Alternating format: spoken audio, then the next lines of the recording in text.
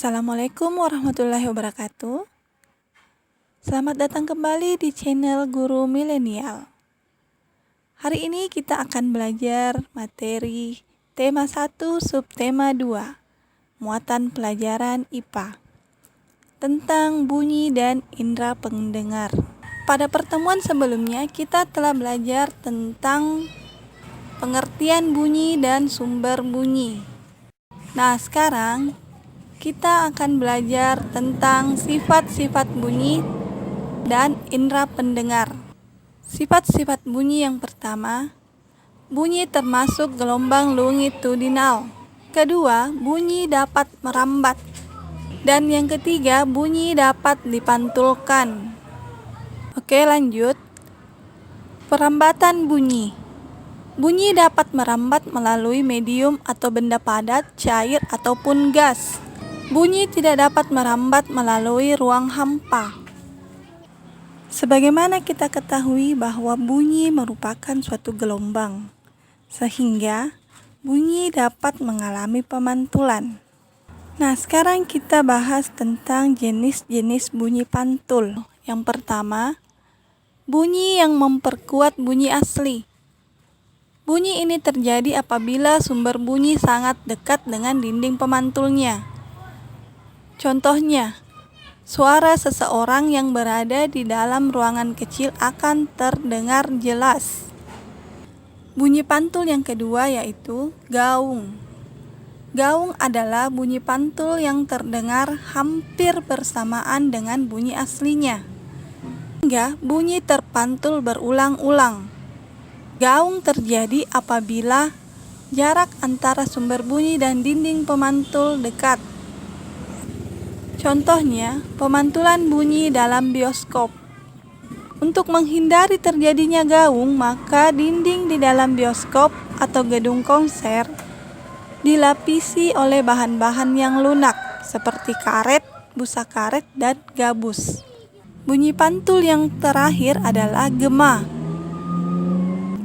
Gema adalah bunyi pantul yang terdengar setelah bunyi asli. Gema terjadi karena adanya jarak yang cukup jauh antara sumber bunyi dan dinding pemantulnya. Contohnya, bunyi pantul yang dihasilkan dalam gua.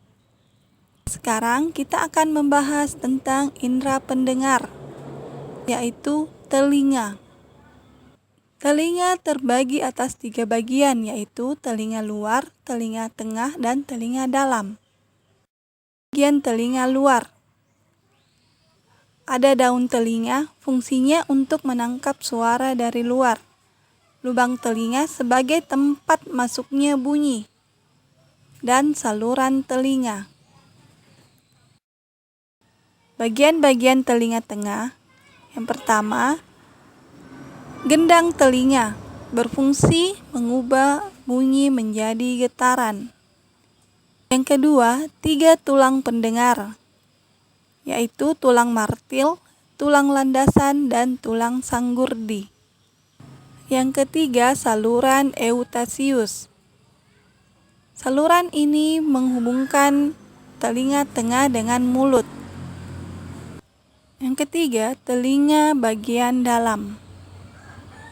Telinga bagian dalam terdiri atas 3 saluran setengah lingkaran yang berfungsi untuk menjaga keseimbangan tubuh.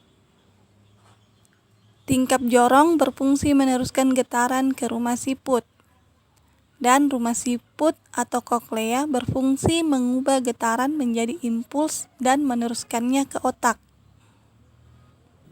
Nah, bagaimana sih cara kerja telinga? Yang pertama, suara dari sekitar ditangkap oleh telinga luar berupa getaran atau gelombang dan diteruskan ke gendang telinga. Yang kedua, dari gendang telinga getaran diteruskan oleh tulang pendengar ke telinga bagian dalam, tepatnya di ujung saraf. Oleh saraf, kemudian getaran disampaikan ke otak agar diolah menjadi suara, sehingga kita dapat mendengar. Selanjutnya, kelainan pada telinga. Yang pertama, tuli. Tuli adalah ketidakmampuan telinga untuk mendengarkan bunyi atau suara. Kedua, congek. Congek adalah penyakit telinga yang disebabkan oleh infeksi bakteri pada bagian telinga yang tersembunyi. Untuk menjaga kesehatan telinga agar tidak terjadi ketulian ataupun penyakit telinga lainnya, maka kita harus memelihara kesehatan telinga. Bagaimana sih cara memelihara kesehatan telinga? Yang pertama, kita harus rajin membersihkan telinga dengan benda yang lunak. Yang kedua, jangan pernah membersihkan telinga dengan benda-benda yang keras, karena dapat merusak gendang telinga. Yang ketiga, hindari atau jangan mendengarkan musik atau suara yang terlalu keras. Oke, sekian materi kita hari ini. Terima kasih. Assalamualaikum warahmatullahi wabarakatuh.